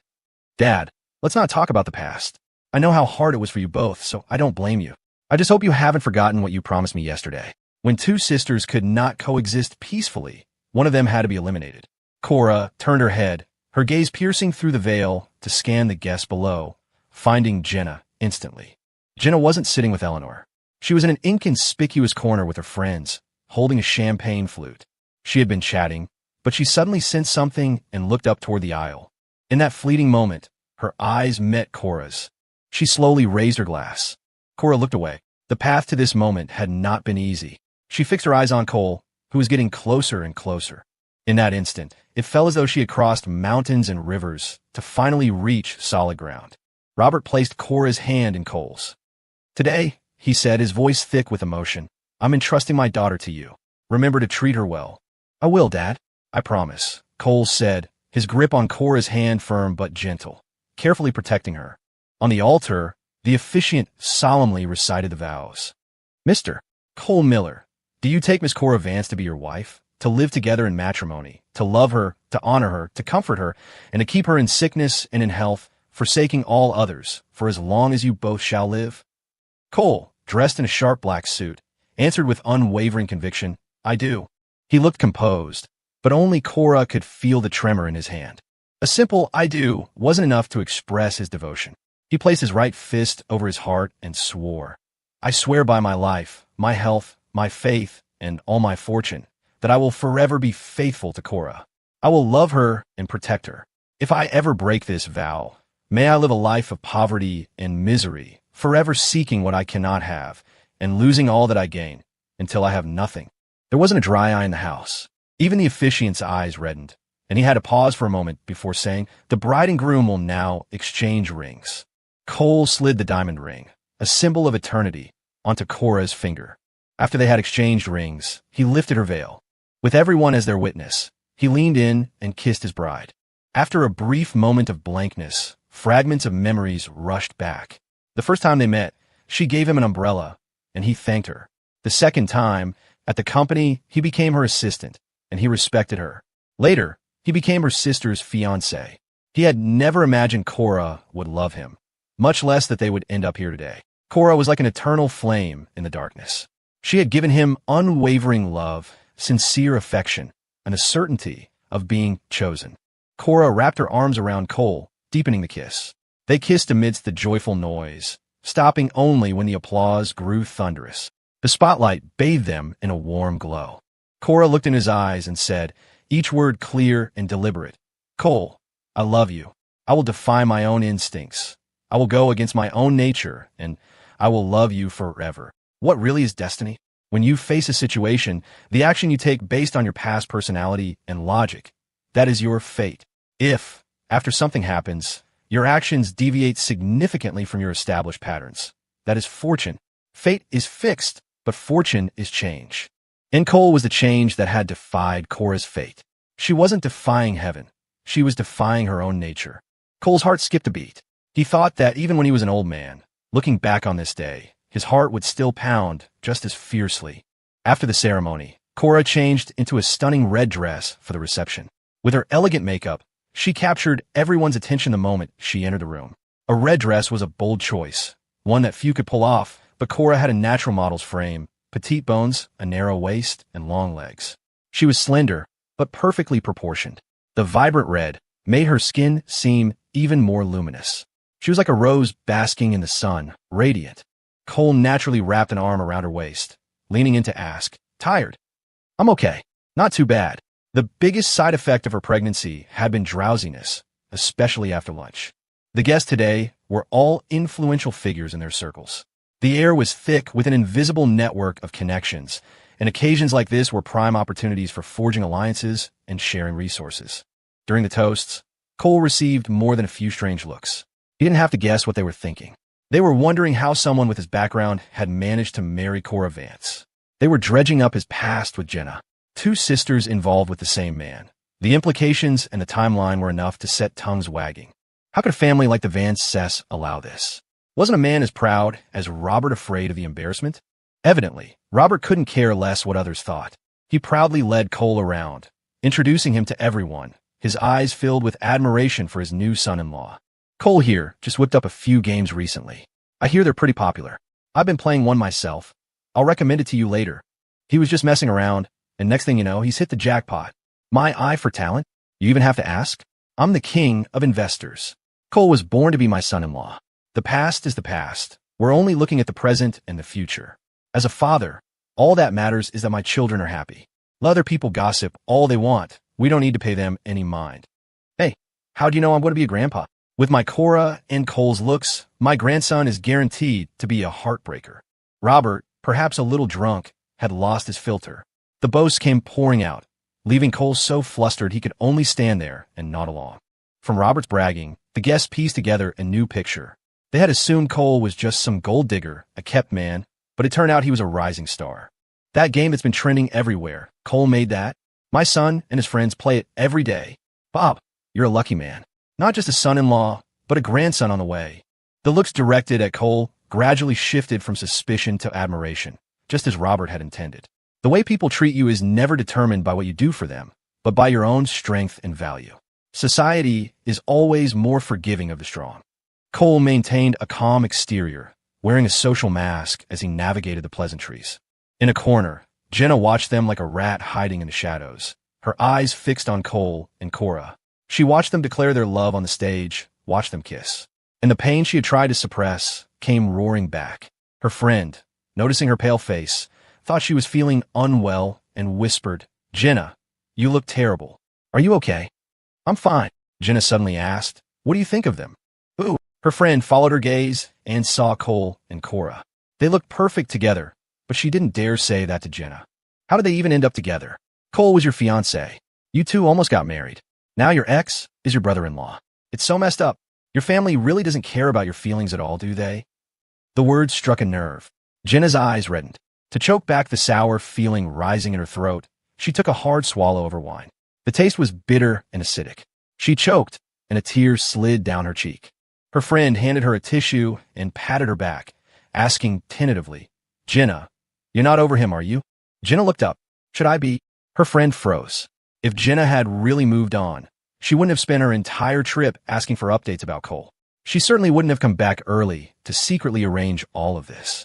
Jenna's gaze cut through the crowd and locked onto a server. Cora was visibly tired. She was leaning on Cole's arm, most of her weight on him. When she thought no one was looking, she let out a quick yawn. Getting sleepy, Cole reached up and gently wiped a tear from the corner of her eye. Cora nodded, her voice husky as she whimpered, "Yeah, I want to sleep." Cole took her hand. "I'll walk you back to the room." "No, it's okay. I can go by myself. You stay here. I'll just let Dad know." Cora walked over to Robert and whispered something in his ear. Robert followed her gaze in a particular direction. Whatever she said made his brow furrow deeply. Cole looked over too and saw Jenna. Cole watched the elevator doors close behind Cora. With his wife gone, he felt distracted. He sipped his wine and checked his watch. The alcohol wasn't strong, but he'd been drinking steadily. A sudden wave of heat washed over him. His heart began to pound. He tugged at his tie, unfastening the top button of his shirt. Socializing at these events was exhausting. Cole wasn't just representing himself. He was representing the Vance family, as Cora's husband. He had to be careful with every word and action, lest someone find fault. He put his glass down and excused himself to the restroom. He took off his jacket and splashed cold water on his face, trying to force down the heat rising within him, but it did no good.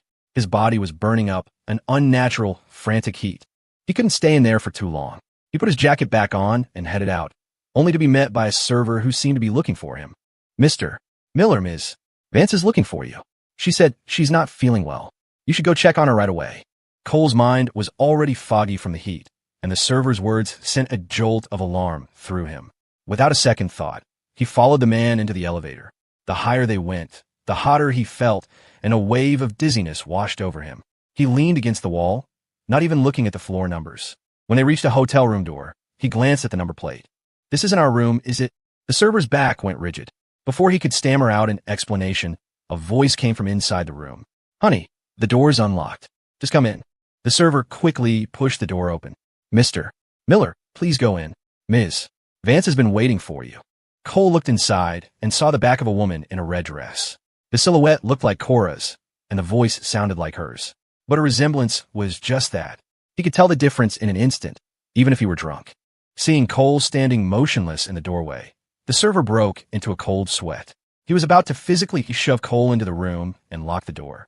If he could just keep him in there for 10 minutes, the paparazzi he'd called would arrive. But Cole took a step back, his voice as cold as ice. "Jenna, what are you doing here?" Jenna hadn't expected Cole to recognize her from her back alone. In that moment, the tide of nervous anticipation receded, leaving behind only a bone-deep chill. She turned around stiffly, mimicking Cora's tone. "What's wrong? Are you drunk?" Cole's emotions were raw, his voice laced with cold disgust. "Can you stop pretending? There's a mirror in the room. Go take a look at yourself and see how pathetic you look right now." Jenna already resembled Cora, and now she had on imitation makeup, a similar red dress, and was even faking her voice. Anyone else would have been fooled. But Cole wasn't anyone else. He loved Cora down to his very bones. He knew every detail about her, the color of her skin, the shade of her hair, her every movement, every glance, every smile, the cadence of her voice, the curve of her body. She was unique. How could Jenna possibly imitate that? To put it bluntly, Jenna's mimicry was an insult to Cora. Jenna's face fell. Her plan had been to bribe the server to drug Cole's drink during the reception. Under the combined influence of alcohol and drugs, his senses would be blurred, his strength diminished. Then, while he was disoriented, she would take him, destroying the wedding in the most extreme way possible. She had even arranged for paparazzi to be on standby, waiting for the critical moment to expose everything. If you're going to make a scene, make it the biggest. If you're going to be vicious, be the most vicious. She refused to believe Cora could withstand that. The plan had gone smoothly. The server had successfully lured Cole to the door. She was just one step away. She had made herself look so much like her sister, her figure, her clothes, her face. The differences were so subtle, even a makeup artist couldn't spot them. Why could Cole recognize her in a single glance? Now that Cole had seen through her, he wasn't going to follow her script. That meant she had to use force. He was already at the door. There was no way she was letting him go. Jenna shot the server a look. The server understood and reached out to grab Cole, intending to drag him into the room. But just as his hand moved, Cole seized him by the collar, drove a knee into his stomach, and sent him flying with a kick. Thud! The server crumpled to the floor, clutching his gut, gasping for air. Jenna was terrified by Cole's ferocious expression, but she didn't back down. She knew if she missed this chance, she would never get another one. Cole, the fact you recognized me so easily proves you still have feelings for me. She walked toward him, shrugging off her shawl as she went. Cole, in all the days we've been apart, I've thought about you constantly. I want to go back to how things were, back to when we first got together. The sheer audacity of her words, the twisted logic was astounding. Cole's patience was gone. Sarcasm dripped from his voice. Anyone who can say something like that has something seriously wrong with them. I recognize you not because I have feelings for you, but because you're uniquely hideous. A brain is a tool, Jenna, not a fashion accessory. There's a reason we can't go back to the past. And if I could, I would make sure to stay as far away from you as possible. Cole's speech was too fluid for someone who had been drugged and was drunk. Jenna didn't have time to process this before he continued. You're like a leech, selfish, hypocritical, two-faced, and manipulative. You'll do anything to get what you want. You were the one who did wrong, but instead of repenting, you paint yourself as the victim. Do you think if you keep harassing me, I'll soften up? No. It just makes me even more disgusted by you. A person that clueless can't be helped by a mirror. If I had known you'd be this persistent, I would have broken both your arms back then. Was it harsh? Of course it was. Words could inflict more damage than people realized. But compared to what Jenna had done, it was nothing. Imagine if her plan had succeeded today. What would have happened to Cole? Being labeled a cheater would have been the least of it. Cole's new company was just starting out. One misstep, and he could be saddled with massive debt, lose everything he had built. Cora and the entire Vance family would be dragged into a media firestorm. No one would have come out unscathed. Jenna's impulsive act could have destroyed everyone. She didn't care about her family or the feelings of those around her. What was that, if not pure selfishness?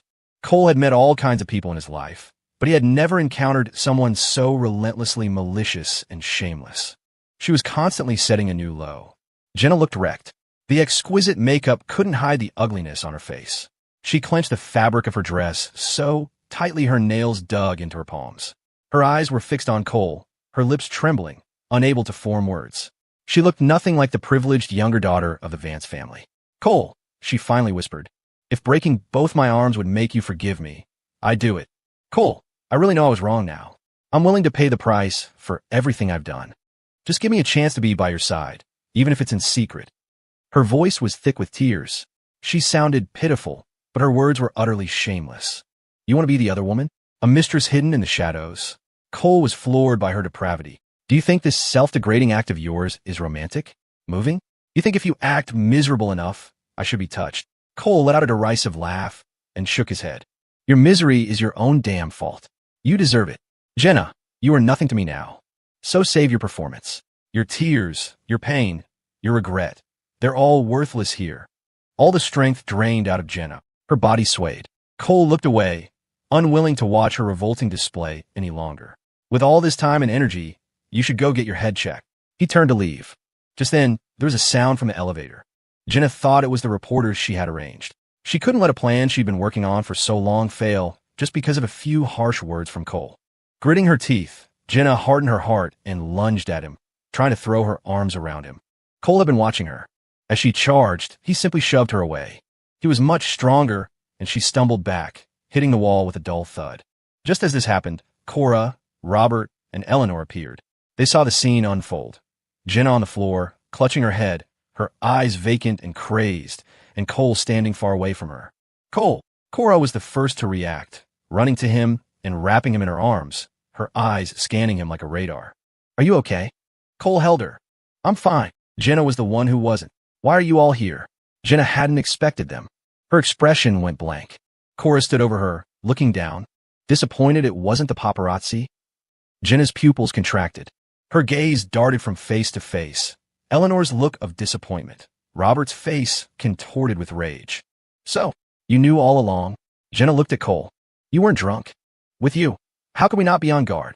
A dog always returns to its own vomit, after all." They had never trusted her from the start.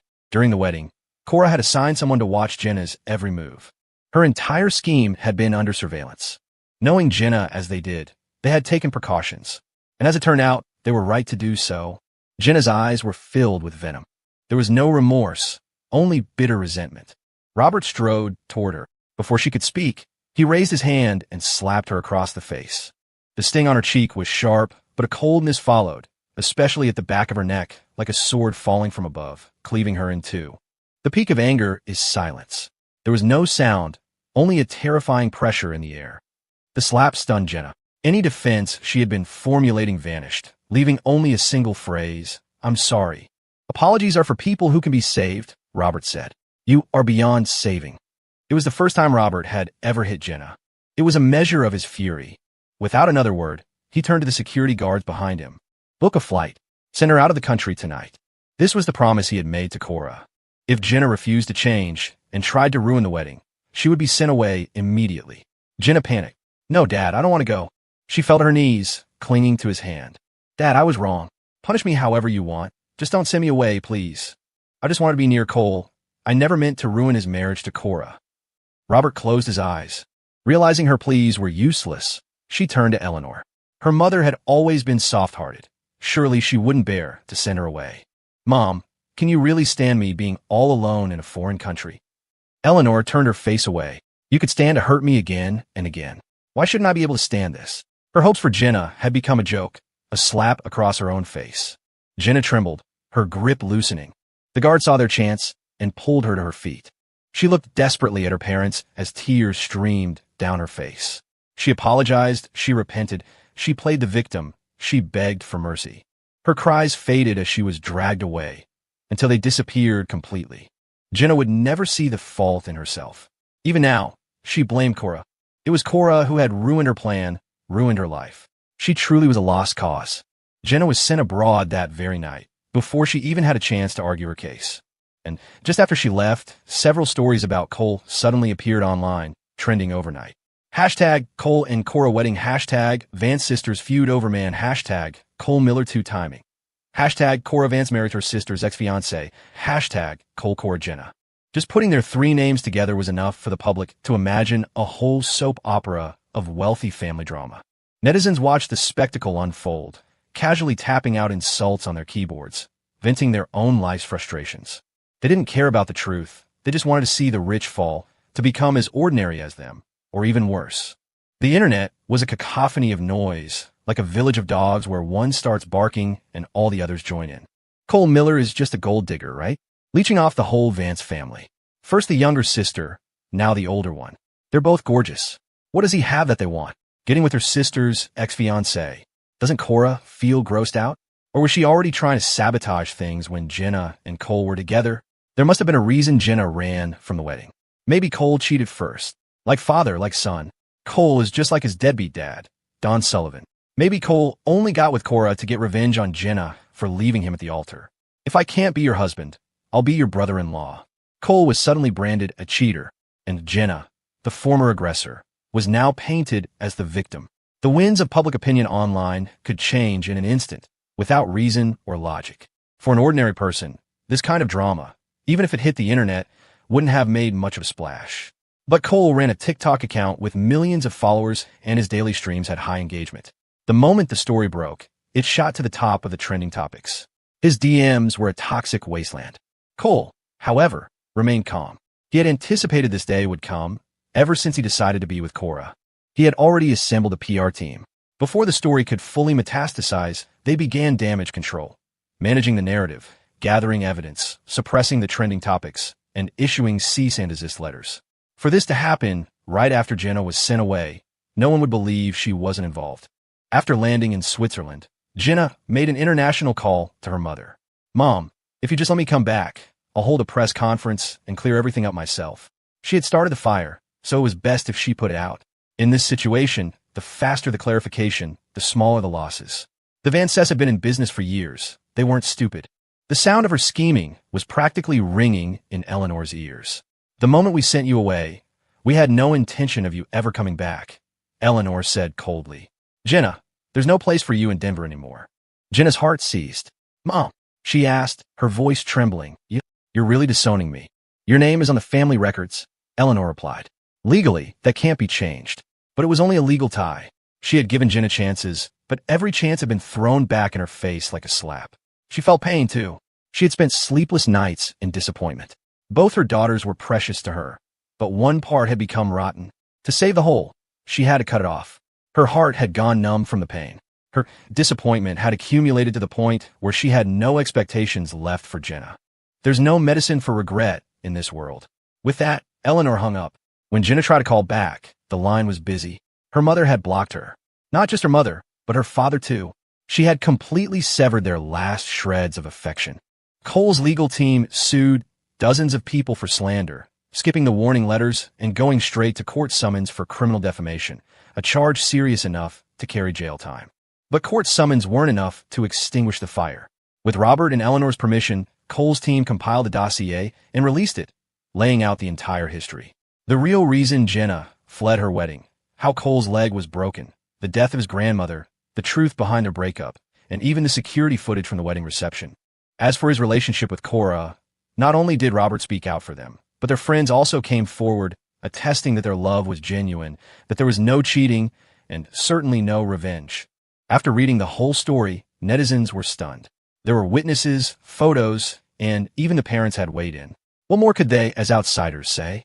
A few trolls remained, snidely remarking that Cole was just a gold digger who didn't deserve Cora. Until the official accounts of several blockbuster games chimed in, tagging Cole. "If our boss is a gold digger, what does that make us?"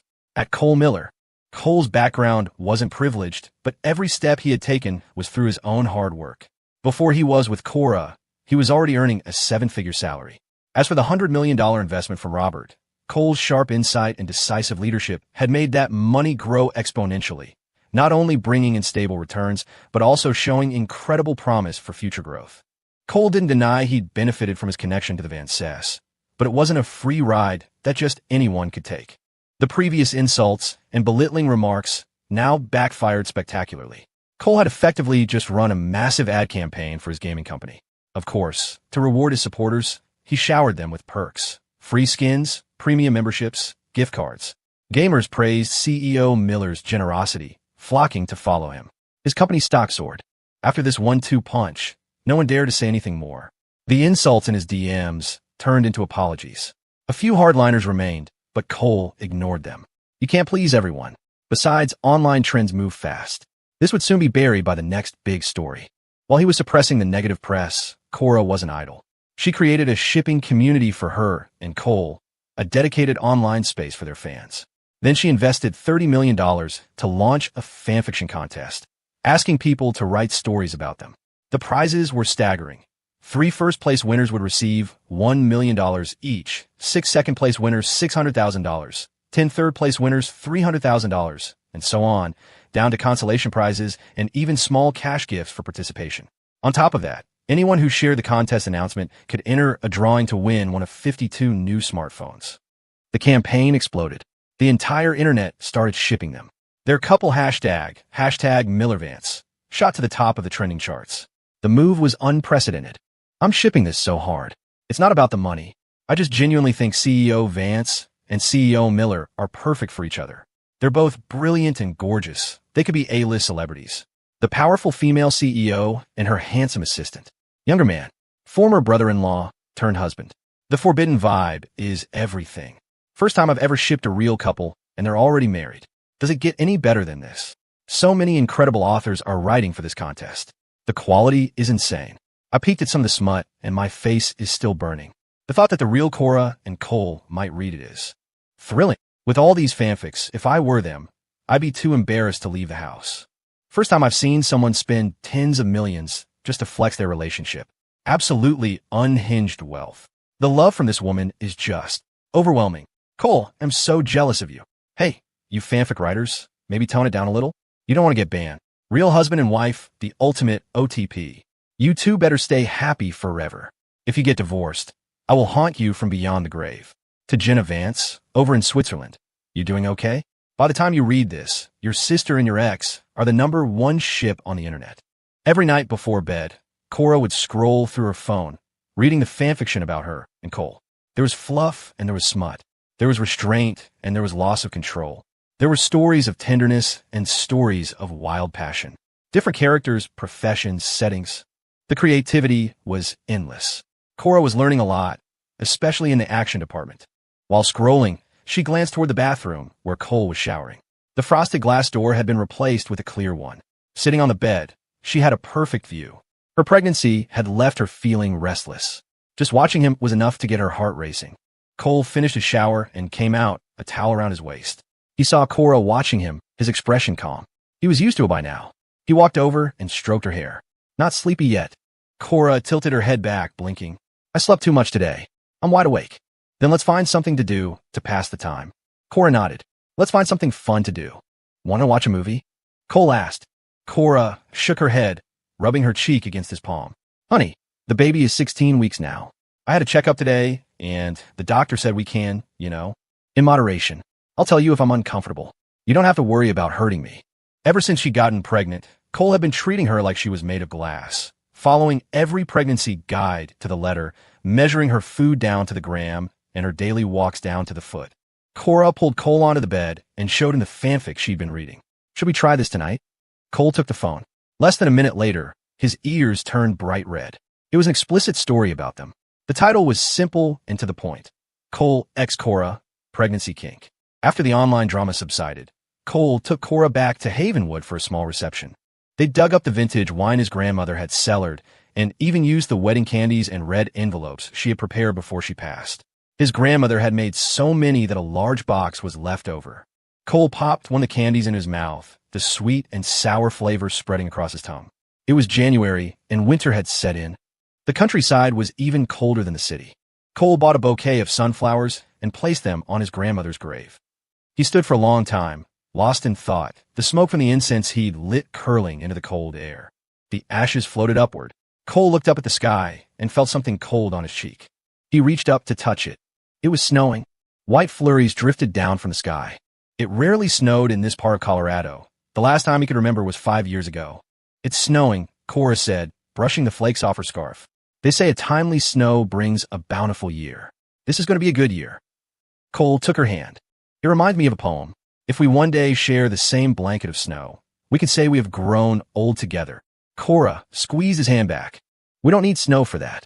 Cole smiled. He looked at the photo on the headstone and gently wiped the snowflakes from it.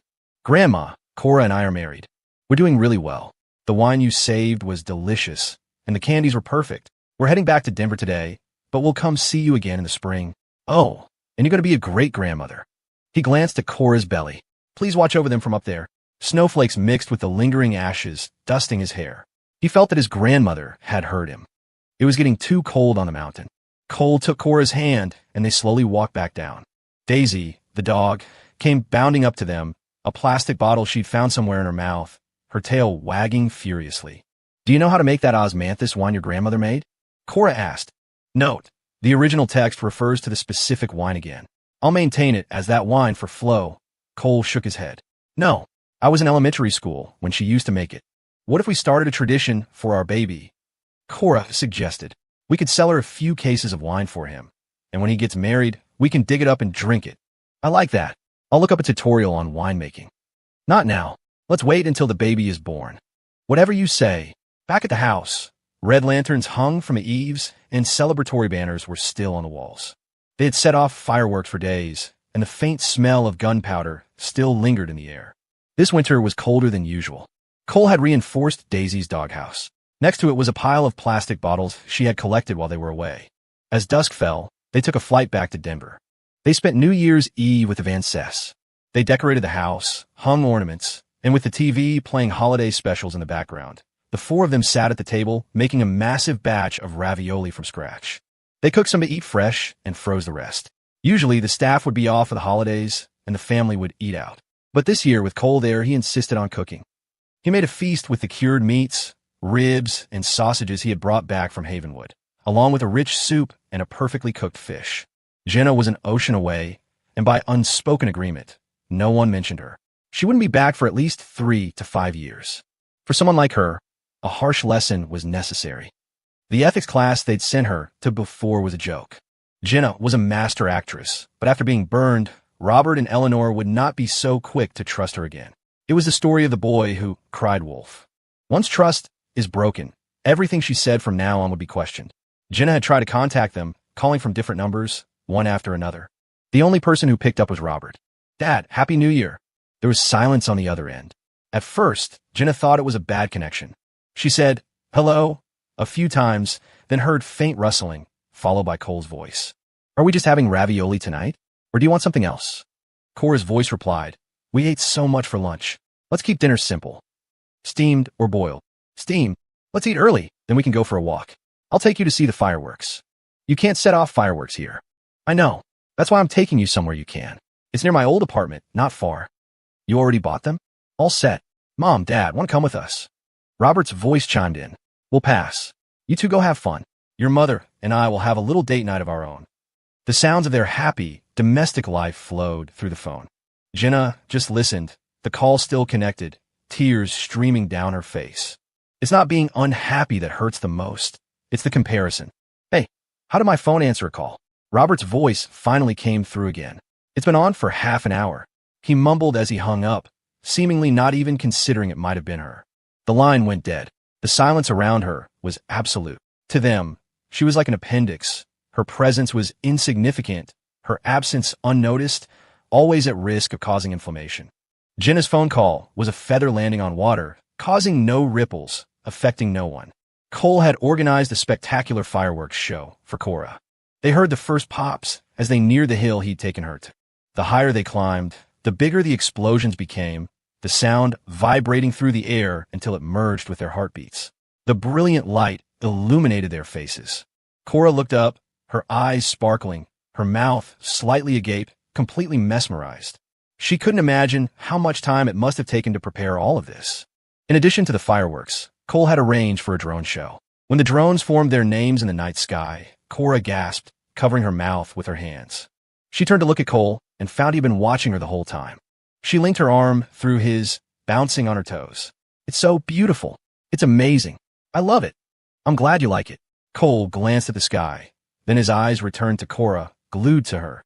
His intense gaze was impossible to ignore. Cora smiled. "Watch the fireworks." "Why are you looking at me?" "You're more beautiful than the fireworks." Cora's flushed face was more lovely than any sight in the world.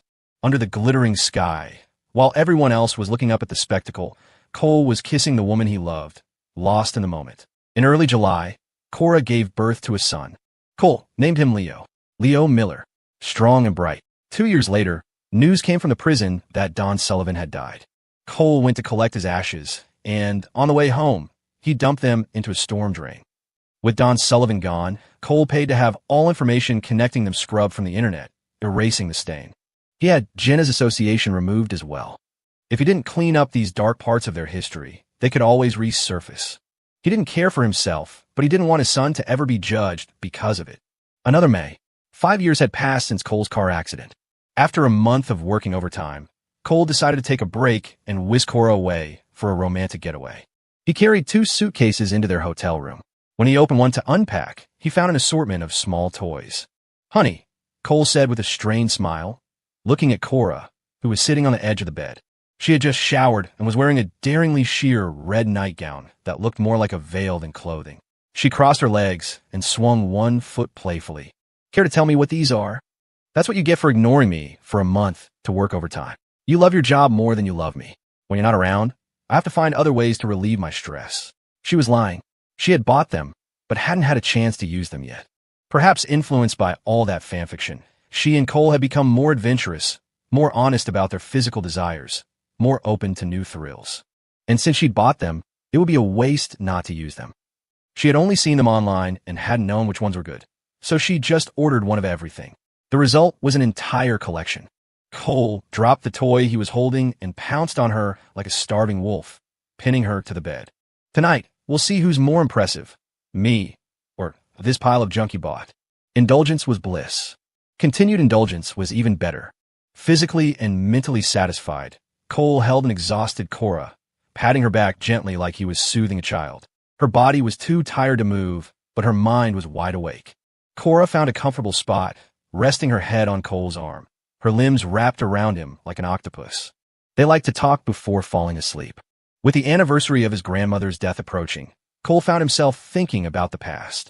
He talked about the sticky notes they'd left in the flower shop, their first kiss under the mistletoe, the cane he'd forgotten at the restaurant, their first night in his apartment, their wedding.